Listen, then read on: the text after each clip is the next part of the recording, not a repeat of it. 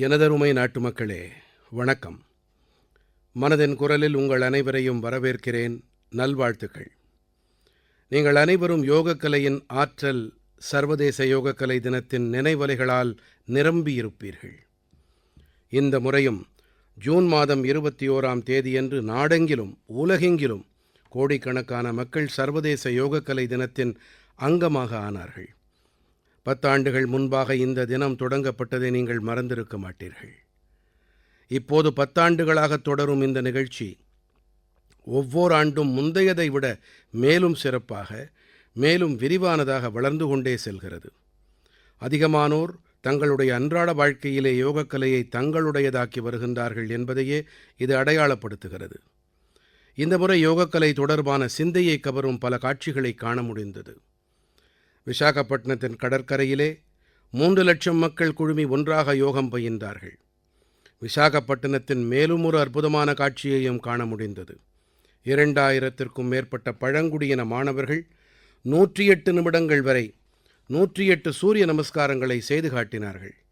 சிந்தித்துப் பாருங்கள், எந்த அளவுக்கு ஒழுங்குமுறை, எத்தனை அர்ப்பணிப்பு இருந்திருக்க வேண்டும் அவர்களுக்கு.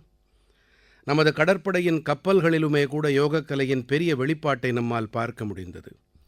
தெலங்கானாவிலே 3000 மாற்றுத்திறனாளி நண்பர்கள் ஒன்றாக இணைந்து யோகக்கலை முகாமில் பங்கெடுத்துக் கொண்டார்கள். யோகக்கலையானது எவ்வாறு அதிகார பங்களிப்புக்கான ஊடகமாக ஆக முடியும் என்பதை அவர்கள் வெளிப்படுத்தினார்கள். தில்லி வாசிகள் யோகக்கலையை தூய்மையான யமுனை என்ற உறுதிப்பாட்டோடு இணைத்து யமுனை நதியின் கரைகளுக்குச் சென்று யோகப் பயிற்சியை மேற்கொள்வதன் வாயிலாக செய்து காட்டினார்கள். உலகிலேயே மிக உயரமான ரயில் பாலமான ஜம்மு காஷ்மீரத்தின் சினாப் பாலத்திலும் கூட மக்கள் யோகப் பயிற்சியை மேற்கொண்டார்கள். இமயத்தின் பனிமூடிய சிகரங்களும் இண்டோ திபெத்திய எல்லையோர ரோந்துப்படையின் வீரர்களும் எனும்போது அங்கும் கூட யோகக்கலையை இவர்கள் பயின்றார்கள். சாகசமும் பயிற்சியும் ஒன்றோடு ஒன்று கைகோர்த்தன. குஜராத் வாசிகளும் கூட ஒரு புதிய வரலாற்றினை படைத்தார்கள். வடு நகரில் 2121 மக்கள் ஒன்றிணைந்து புஜங்காசனத்தை செய்து புதியதொரு பதிவினை ஏற்படுத்தினார்கள். நியூயார்க், லண்டன், டோக்கியோ, பாரிஸ் என உலகின் அனைத்து பெருநகரங்களிலிருந்தும் யோக பயிற்சி பற்றிய காட்சிகள் கிடைத்தன. ஒவ்வொரு காட்சியும் சிறப்பாக இருந்தன. நிலைத்த தன்மை மற்றும் சமச்சீர் நிலை. இந்த முறைக்கான கருப்பொருளும் கூட மிகவும் சிறப்பானது. ஒரு பூமி, ஒரு ஆரோக்கியத்திற்கு யோகக்கலை. இது வெற்றுகோஷமல்ல, வசுதைவ குடும்பகம், அதாவது அனைவரும் ஓர்குலம் என்ற உணர்வினை நமக்கு குறித்து காட்டும் ஒரு திசை இது. இந்த முறை யோகக்கலை தினத்தின் விசாலத்தன்மை யோகக்கலையை தங்களுடையதாக்கிக் கொள்ள அதிகபட்ச மனிதர்களிடம் உள்ளெழுச்சியை ஏற்படுத்தியிருக்கும் என்பதில் எனக்கு முழு நம்பிக்கை இருக்கிறது. எனதருமை நாட்டுமக்களே, ஒருவர் புனித யாத்திரையாக புறப்படும் போது ஒரே உணர்வு முதன்மையாக மனதில் எழும். அது என்னவென்றால், ஒரு வழியாக கடவுள் அழைத்து விட்டார் என்பதுதான். இந்த உணர்வுதான் நம்முடைய சமயப் பயணங்களின் ஆன்மாவாக விளங்குகிறது. இந்த பயணங்கள் உடலின் ஒழுங்குமுறைக்கும் மனதை சுத்தப்படுத்துவதற்கும் பரஸ்பர அன்பு, சகோதரத்துவம், இறைவனோடு ஒன்றிணையவுமான ஊடகமாக இருக்கின்றன. இவை தவிர இந்த யாத்திரைகளின் ஒரு மிகப்பெரிய கோணம் இருக்கிறது. இந்த சமயப் பயணங்கள் சேவைக்கான சந்தர்ப்பங்களின் மாபெரும் நெறியாகவும் ஆகின்றது. எந்த ஒரு பயணம் என்றாலும் எத்தனை நபர்கள் யாத்திரையை மேற்கொள்கிறார்களோ அதைவிட அதிகமானவர்கள் இந்த தீர்த்த யாத்ரீகர்களுக்கு சேவை புரியும் பணியில் தங்களை ஈடுபடுத்திக் கொள்ளுகிறார்கள். பல இடங்களில் உணவிடங்களும் அன்னதான கூடங்களும் அமைக்கப்படுகின்றன. குடிநீர் பந்தல்களை தெருவோரங்களில் மக்கள் அமைக்கிறார்கள்.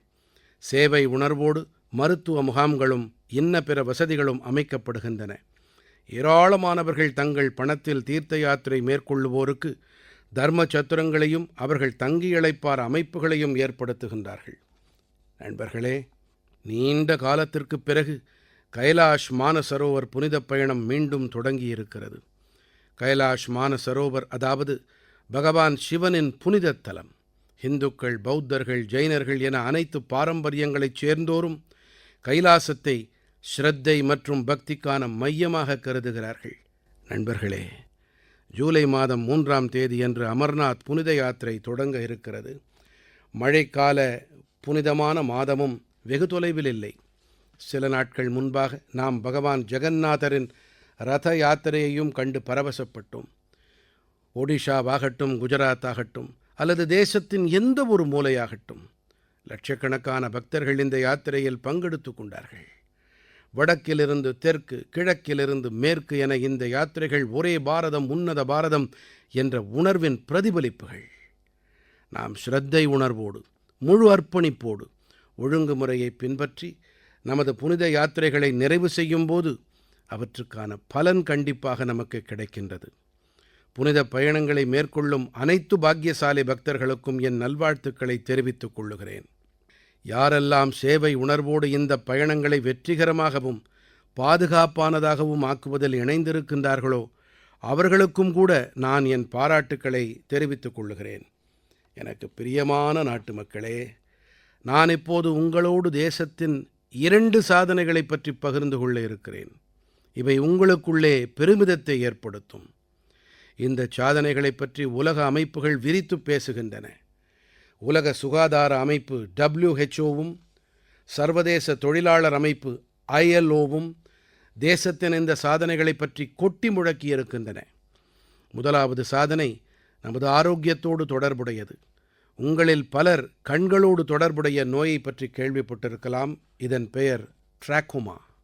இந்த நோய் பாக்டீரியாவால் பரவுகிறது. ஒரு காலகட்டத்தில் இந்த நோயானது தேசத்தின் பல பாகங்களில் பரவலாக காணப்பட்டது. உரிய நேரத்தில் இதை கவனிக்கவில்லை என்றால் மெல்ல மெல்ல கண்களின் ஒளி மறைந்து போய்விடும். இந்த ட்ராக்கோமாவை வேரோடு கிள்ளி எறிய வேண்டும் என்ற உறுதிப்பாட்டை நாம் மேற்கொண்டோம்.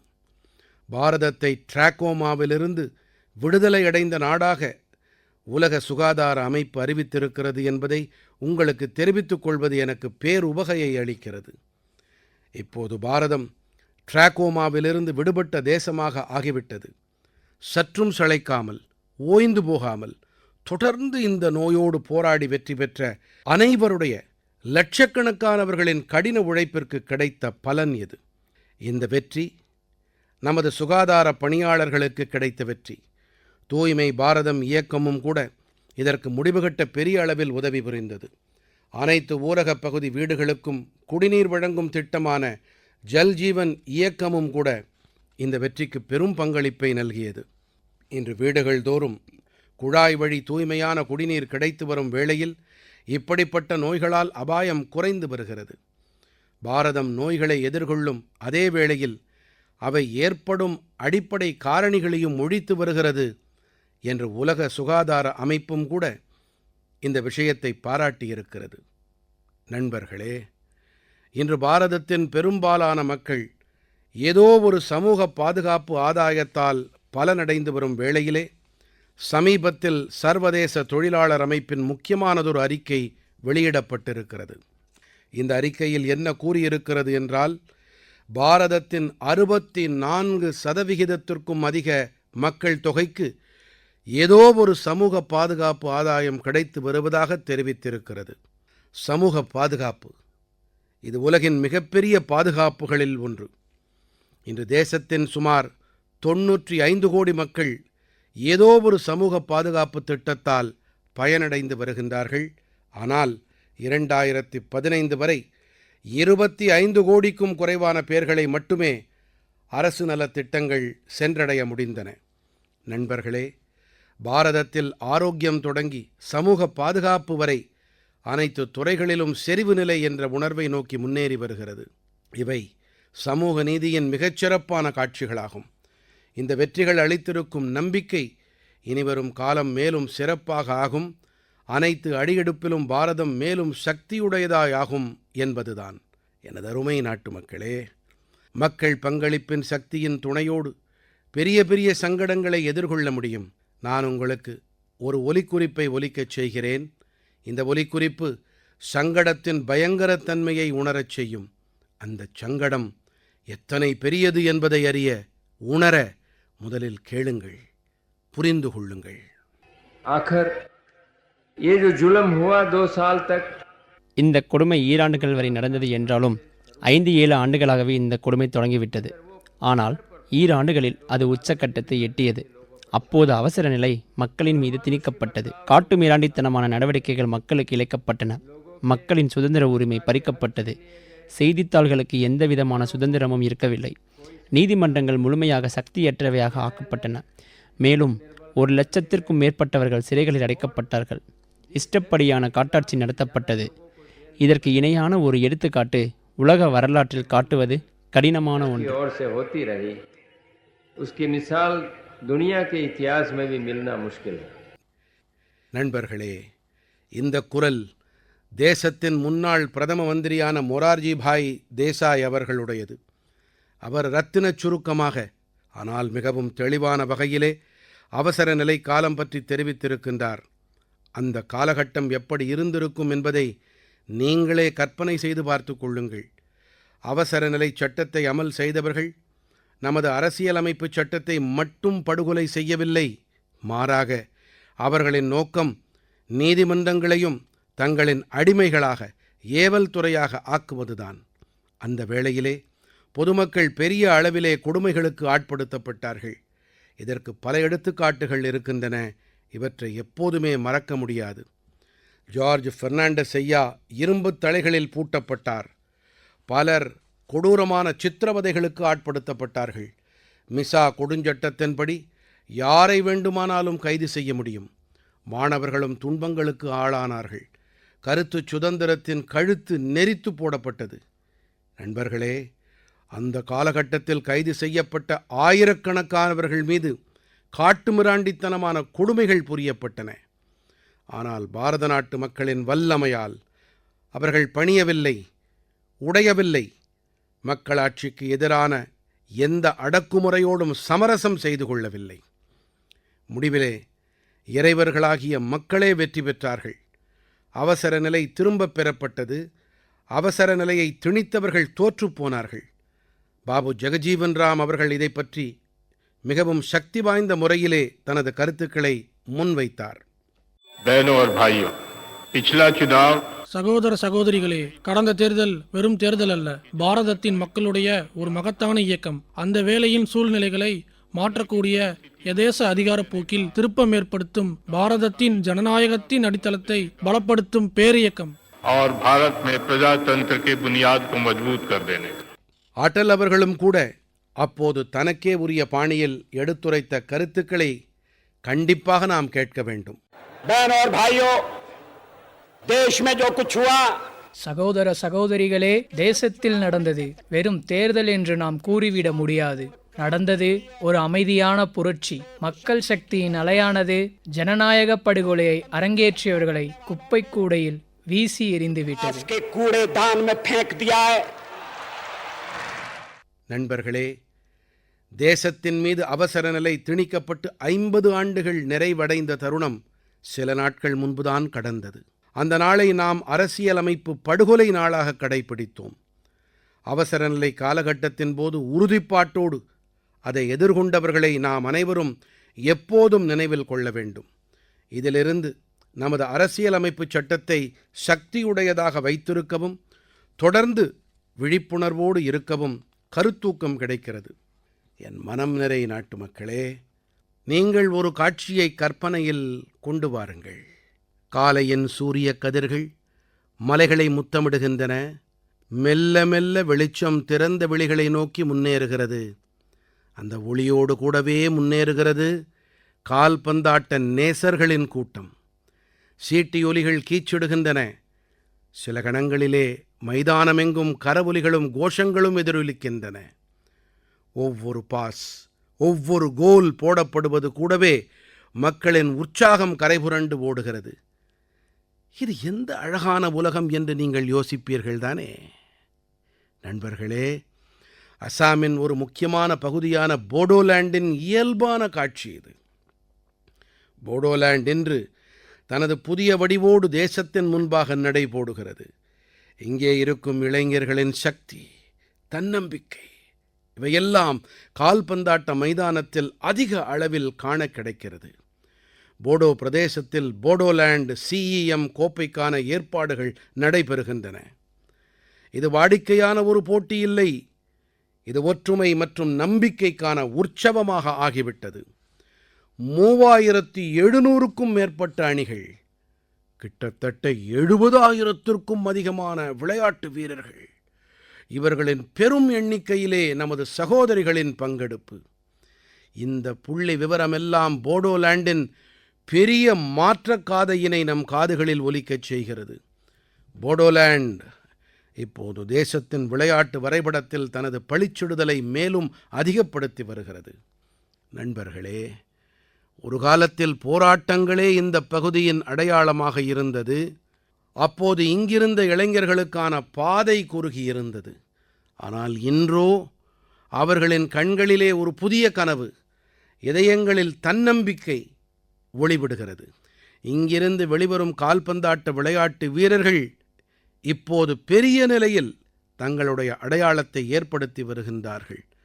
ஹாலிச்சரண் நார்ஜாரி, துர்கா போரோ, அபூர்ணா நார்ஜாரி, மன்வீர் பஸ்மதாரி என்ற பெயர்களெல்லாம் கால்பந்தாட்ட விளையாட்டு வீரர்களின் பெயர்கள் அல்ல. போடோலாண்டை மைதானத்திலிருந்து தேசிய மேடைக்கு இட்டுச் சென்ற புதிய தலைமுறையினரின் அடையாளங்கள். இவர்களில் பலர் குறைவான ஆதாரங்களின் துணையோடு பயிற்சிகளை மேற்கொண்டார்கள். பல கடினமான சூழ்நிலைகளில் தங்கள் பாதையை வகுத்தார்கள். இன்று இவர்களின் பெயர்கள் தேசத்தின் எத்தனையோ இளம் சிறார்களின் கனவுகளின் தொடக்கமாக விளங்குகின்றன.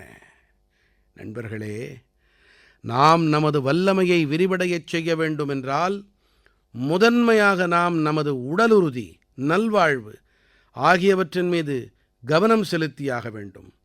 அதே போல நண்பர்களே, உடலுறுதி எனும்போது உடல் பருமனை குறைக்க என்னுடைய ஆலோசனை உங்களுக்கு நினைவிருக்கிறதில்லையா? உணவில் 10% எண்ணெயை குறையுங்கள், உடல் பருமனை விரட்டுங்கள். நீங்கள் உடலுறுதியோடு இருந்தால் வாழ்க்கையில் நீங்கள் அதிக வெற்றியை அடைவீர்கள். என் அன்பு நிறை நாட்டுமக்களே, நமது பாரதம் தனது பிராந்திய, மொழிசார், கலாச்சார பன்முகத்தன்மைக்காக அறியப்படுவதைப் போலவே கலை, சிற்பம் மற்றும் திறன்களின் பன்முகத்தன்மையும் கூட நமது தேசத்தின் அழகுகளாகும். நீங்கள் எந்த பகுதிக்குச் சென்றாலும் அங்கே ஏதோ ஒரு சிறப்பான உள்ளூர் பொருளை பற்றிய தகவல் உங்களுக்கு கிடைக்கும். நாம் அடிக்கடி மனதின் குரலில் தேசத்தின் இப்படிப்பட்ட தனித்தன்மை வாய்ந்த பொருள்களை பற்றி பேசி வருகிறோம். இப்படிப்பட்ட ஒரு பொருள்தான் மேகாலயாவின் ஏரி சில்க், ஏரிப்பட்டு. சில நாட்கள் முன்புதான் இதற்கு GI டேக், புவிசார் குறியீடு கிடைத்திருக்கிறது. இந்த ஏரிப்பட்டு மேகாலயாவின் ஒரு மரபு சின்னத்தை போன்றது. இங்கே இருக்கும் பழங்குடியினத்தவர்கள், குறிப்பாக காசி சமூகத்தவர்கள் பல தலைமுறைகளாகவே இதை போற்றி வந்திருக்கின்றார்கள். தங்களுடைய திறனால் இதை மேலும் வளப்படுத்தி வந்திருக்கின்றார்கள். இந்த பட்டின் பல சிறப்பம்சங்கள் இருக்கின்றன. இவைதாம் மற்ற துணிகளிலிருந்து இதை வேறுபடுத்தி காட்டுகின்றது. இதன் மிகப்பெரிய சிறப்பு என்னவென்றால் இதை உருவாக்கும் வழிமுறை. இந்த பட்டை அடைய உதவும் பட்டுப்புழுக்கள் கொல்லப்படுவதில்லை. ஆகையால் இதை அகிம்சை பட்டு என்று கூறலாம். இப்போதெல்லாம் உலகில் இப்படிப்பட்ட பொருட்களுக்கான தேவை விரைவாக அதிகரித்து வருகிறது. இவற்றிலே வன்முறையோ இயற்கை மீது எந்தவிதமான பாதிப்போ இருக்கக்கூடாது என்பவை அடங்கும். ஆகையால் மேகாலயாவின் ஏரிப்பட்டு உலகச் சந்தைக்கு ஒரு செம்மையான பொருள். இதன் மேலும் ஒரு சிறப்பு என்னவென்றால் இந்த பட்டு பனிக்காலத்தில் வெம்மையையும் கோடையில் குளிர்ச்சியையும் தரவல்லது. இதன் இந்த சிறப்பம்சம் இதனை அதிக இடங்களுக்கும் அனுகூலமானதாக ஆக்குகிறது. மேகாலயத்தின் பெண்கள் இப்போது சுய உதவிக் குழுக்கள் வாயிலாக தங்களுடைய இந்த மரபு சின்னத்தை மேலும் பெரிய அளவிலே முன்னெடுத்து வருகின்றார்கள். ஏரிப்பட்டுக்கு புவிசார் குறியீடு கிடைத்தமைக்கு நான் மேகாலயத்தின் மக்களுக்கு என் பாராட்டுக்களை தெரிவித்துக் கொள்ளுகிறேன். நீங்களும் ஏரிப்பட்டிலிருந்து தயாரிக்கப்படும் ஆடைகளை கண்டிப்பாக பயன்படுத்தி பாருங்கள். காதியாகட்டும், அப்புறம் கைத்தறி கைவினைப் பொருட்களாகட்டும், உள்ளூர் பொருட்களுக்கு குரல் கொடுப்போம் என இவற்றையும் நீங்கள் எப்போதும் நினைவில் கொள்ளுங்கள். வாடிக்கையாளர்கள் பாரதத்தில் உருவாகும் பொருட்களை வாங்குங்கள், வியாபாரிகளும் பாரதத்தில் தயாராகும் பொருட்களையே விற்பனை செய்யுங்கள். அப்போதுதான் தற்சார்பு பாரதம் இயக்கத்திற்கு புதிய சக்தி கிடைக்கும். எனது அருமை நாட்டுமக்களே, பெண்கள் வழிநடத்தும் முன்னேற்றம் என்ற மந்திரம் பாரதத்தின் புதிய எதிர்காலத்தை கட்டியமைக்க தயாராக இருக்கிறது.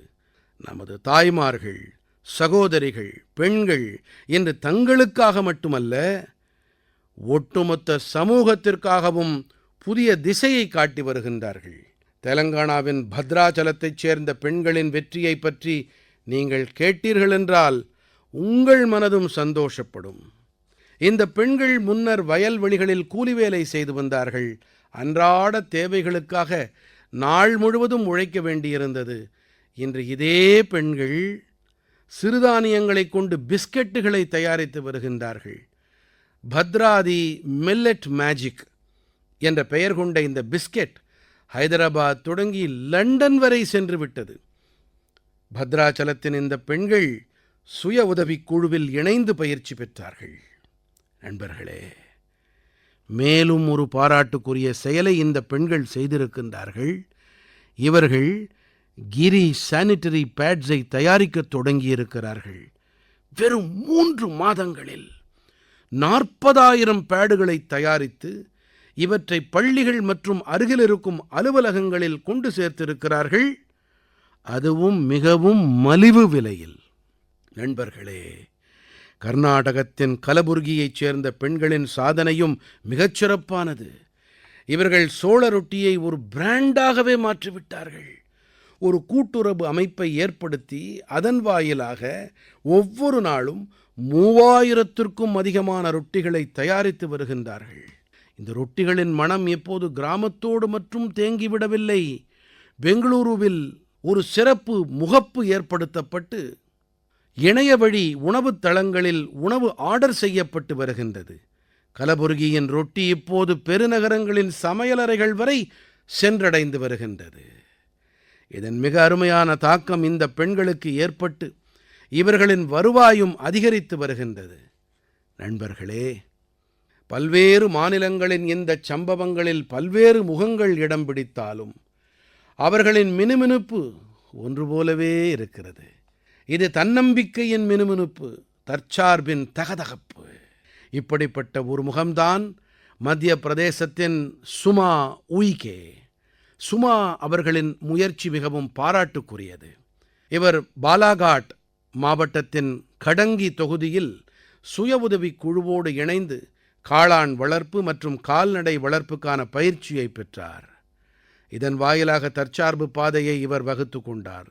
சுமா உய்கே அவர்களின் வருவாய் அதிகரித்த பிறகு இவர் தனது பணியை விரிவு செய்தார்.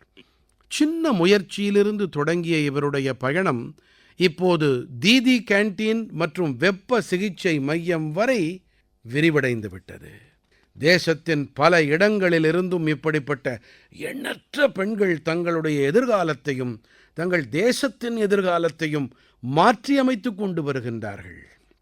என் மனம் நிறை நாட்டுமக்களே, கடந்த நாட்களில் வியட்நாம் தேசத்தைச் சேர்ந்த பலர் பல்வேறு வகைகளில் தங்களுடைய செய்தியை அனுப்பியிருந்தார்கள். இந்த செய்திகளின் ஒவ்வொரு பத்தியிலும் ஸ்ரத்தை இருந்தது, மெய்யின் உணர்வு பிரதிபலித்தது. அவர்களின் உணர்வுகள் மனதை தொடும் வகையில் இருந்தன. அவர்கள் பகவான் புத்தரின் பவித்திரமான சின்னங்களை தரிசிக்க முடிந்தமைக்கு பாரதத்திற்கு தங்களுடைய நன்றிகளை வெளிப்படுத்தியிருந்தார்கள். அவர்களின் சொற்களில் இருந்த உணர்வுகள் வாடிக்கையான நன்றிகளை தெரிவிப்பதை தாண்டியவையாக இருந்தன. நண்பர்களே, அடிப்படையில் பகவான் புத்தரின் இந்த பவித்திரமான சின்னங்கள் ஆந்திர பிரதேசத்தின் பால்நாடு மாவட்டத்தின் நாகார்ஜுனகொண்டாவில் கிடைத்தன. இந்த இடத்திற்கும் பௌத்த சமயத்திற்கும் ஆழமான தொடர்பு இருந்திருக்கிறது. ஒரு காலத்தில் இந்த இடத்திற்கு இலங்கை மற்றும் சீனா உட்பட பல தொலைவான பகுதிகளிலிருந்தும் மக்கள் வந்திருக்கிறார்கள். நண்பர்களே, கடந்த மாதம் பகவான் புத்தரின் இந்த புனிதமான அடையாளங்கள் பாரதத்திலிருந்து வியட்நாமிற்கு கொண்டு செல்லப்பட்டன. அங்கே 9 பல்வேறு இடங்களில் இவை தரிசனத்திற்காக மக்களுக்கு காட்டப்பட்டன. பாரதத்தின் இந்த முன்னெடுப்பு ஒரு வகையில் வியட்நாமின் தேசிய பெருவிழாவாக மாறியது. அன்பர்களே, கற்பனை செய்து பாருங்கள்.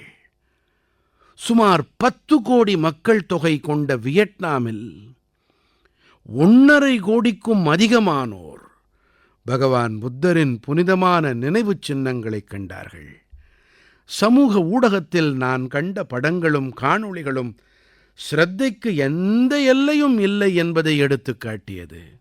குழந்தைகள், பெரியவர்கள், மாற்றுத்திறனாளிகள் என அனைவரும் உணர்ச்சி வயப்பட்டு போனார்கள். வியட்நாமின் குடியரசுத் தலைவர், துணை பிரதமர், மூத்த அமைச்சர்கள் என அனைவரும் தலைவணங்கினார்கள். இந்த யாத்திரை தொடர்பாக அங்கிருப்போரிடம் இருந்த மரியாதை உணர்வு எந்த அளவுக்கு ஆழமானதாக இருந்தது என்றால், வியட்நாம் அரசாங்கம் இந்த தரிசனத்தை மேலும் 12 நாட்கள் நீட்டிக்க வேண்டுகோள் விடுத்தார்கள். பாரதமும் மிகவும் உவகையோடு இதை ஏற்றுக்கொண்டது. நண்பர்களே, பகவான் புத்தரின் கருத்துக்களில் இருந்த சக்தி தேசங்கள், கலாச்சாரங்கள் மற்றும் மக்களை ஓரிழையில் இணைத்தது. முன்னதாக பகவான் புத்தரின் புனிதமான நினைவுச் சின்னங்கள் தாய்லாந்து, மங்கோலியா ஆகிய நாடுகளுக்கு கொண்டு செல்லப்பட்டது. அங்கேயும் கூட இதே ஸ்ரத்தை நிறைந்த உணர்வு வெளிப்பட்டது.